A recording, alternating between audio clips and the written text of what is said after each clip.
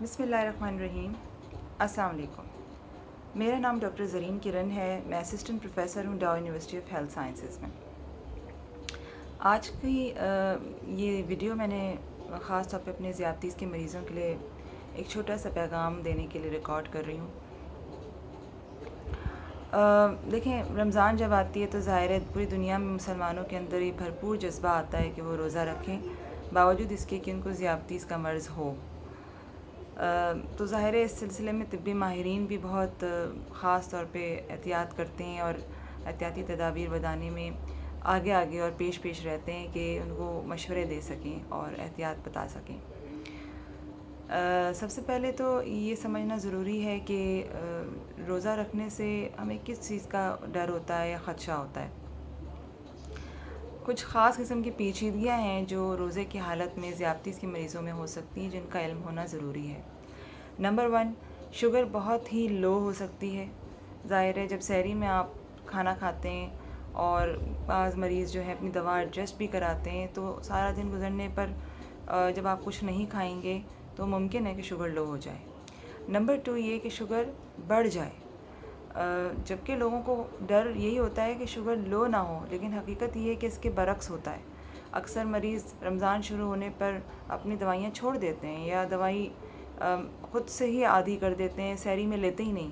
تو اس سے کیا ہوتا ہے کہ جسم کے اندر شوگر کی مقدار کنٹرول نہیں ہوتی اور بڑھ جاتی ہے، جس کی پیچیدگیاں بھی ظاہر ہوتی ہیں، اور یہ معاملہ زیادہ دیکھا گیا ہے۔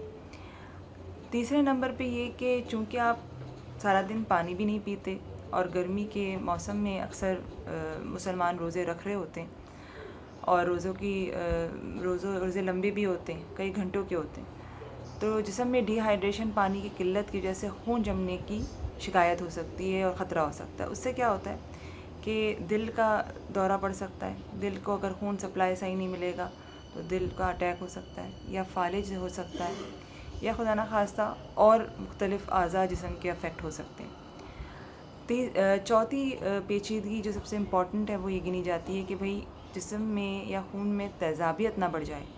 اگین شوگر کی مقدار زیادہ ہونے کی وجہ سے یا پانی کی قلت کی وجہ سے یہ تیزابیت کا سلسلہ ہمارے میٹابولزم میں شروع ہو جاتا ہے، جس کا الٹیمیٹ اثر ہمارے گردوں پر، ہمارے پھیپھڑوں پر اور دل پہ پڑتا ہے۔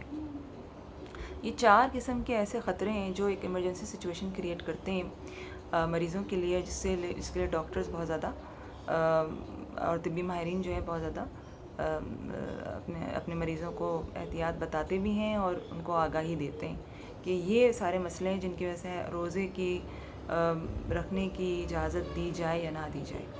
تو اس معاملے میں ہمارے پاس مفتی صاحبان اور علماء کے بھی جو ہے نا فتوے موجود ہیں، ان کے مشورے موجود ہیں اور آپ کو پتہ ہے سورہ بقرہ کی آیات ہیں جن میں اللہ تعالیٰ نے کھلی چھوٹ دی ہے کہ جو ایام آپ پورے نہ کر سکیں رمضان کے اندر، ان کو بعد میں پورا کیا جائے یا ان کے لیے فدیہ دیا جائے۔ تو اب کون سے ایسے مریض ہیں جو بہت ہائی رسک کیٹیگری میں گنے جاتے ہیں، جن کو روزہ نہیں رکھنا چاہیے؟ وہ مریض جن کو پچھلے رمضان شروع ہونے سے پچھلے 3 ماہ میں شوگر یا تو بہت لو ہوئی ہے یا بہت زیادہ ہائی ہوئی ہے، یعنی ان کنٹرول رہی ہے، فلکچویشن رہی ہے، سیٹل نہیں ہے۔ دوسرا، ان کو کسی قسم کی پیچیدگی موجود ہے، مثال کے طور پہ ان کو دل کا مرض ہے اور وہ کنٹرول میں بھی نہیں ہے، اور ان کو کوئی گردوں کا مرض ہے جو بہت لاسٹ سٹیج پہ ہے یا وہ ڈائلسس پہ ہیں۔ اسی طرح ان کو اگر خون میں تیزابیت کی شکایت رہی ہے، جس کو ایسیڈوسس کہتے ہیں۔ پھر کچھ حاملہ خواتین پریگننسی کے اندر اگر ان کی شوگر اتنی کنٹرول میں نہیں ہے کہ ان کو انسولن لینے کی ضرورت پڑ رہی ہے اور ان کو اس چیز کو فائٹ کرنا پڑ رہا ہے کہ بھئی میری شوگر صحیح رہے، میرا حمل صحیح گزرے، وہ بھی ہائی رسک کیٹیگری میں گنی جاتی ہیں۔ اس طرح شوگر کا ایک قسم ہوتی ہے ٹائپ 1 ڈائبٹیز، جس میں بچپن سے ہی انسولن کی ضرورت پڑتی ہے اور انسولن کے بغیر گزارا نہیں ہوتا۔ تو یہ ٹائپ 1 ڈائبٹک پیشنٹ اگر بہت زیادہ ان کی کمپلیکیٹڈ ڈائبٹیز چل رہی ہے، شوگر خراب چل رہی ہے، تو یہ بھی ہائی رسک کیٹیگری میں گنے جاتے ہیں۔ پھر وہ کیٹیگری آتی ہے جہاں باوجود ان مسائل کے شوگر کنٹرول رہی ہے، یعنی آپ کو گردوں کا مرض ہے تو صحیح، لیکن وہ ایسی لاسٹ سٹیج پر نہیں ہے کہ آپ کو ڈائلسس کی ضرورت پڑے۔ شروع کی سٹیجز پہ ہے، سٹیج 1 2 या 3, और वो कंट्रोल में है, यानी आप डॉक्टर से मशवरे में हैं मौजूद, दवाइयों से कंट्रोल चल रहा है, गुर्दे स्टेबल कंडीशन में हैं, खुदा न खास्ता जान को ख़तरा नहीं है। इस तरह अगर दिल का मर्ज़ है तो बहुत अरसे से कंडीशन आपकी स्टेबल है, आप इंसुलिन पर हैं, लेकिन अगेन शुगर आपकी सेटल्ड है, आप टाइप 1 डायबिटिक भी हैं, लेकिन फिर भी आपकी शुगर बहुत अच्छी कंट्रोल में है, आपको इल्म है कि मेरे शुगर का हिसाब बिल्कुल सही है। प्रेगनेंसी है लेकिन इंसुलिन की ज़रूरत नहीं पड़ रही, आप परहेज़ से या गोलियों से ही शुगर कंट्रोल कर पा रही हैं।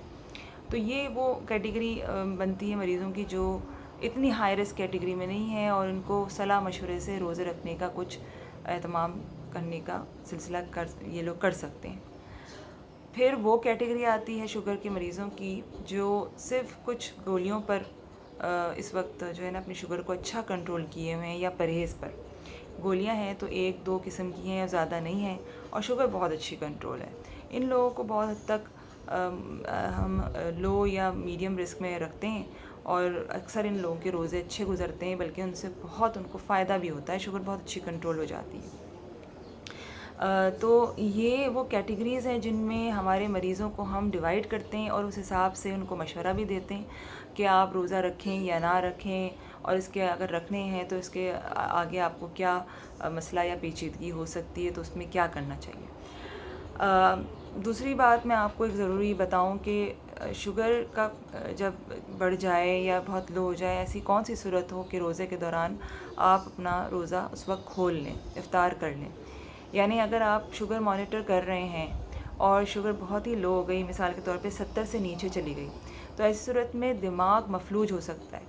इसलिए ये करना चाहिए आपको कि फ़ौरन आप रोज़ा इफ़्तार करें, चाहे दिन का कोई भी वक्त हो, और अपनी शुगर लो होने की जो ट्रीटमेंट होती है, जिसमें बाकायदा मीठा खाया जाता है, जूस पिया जाता है, वो करें ताकि आप अपने आप को संभालें और जिस्म के किसी हिस्से को ज़ाया होने से बचाएं।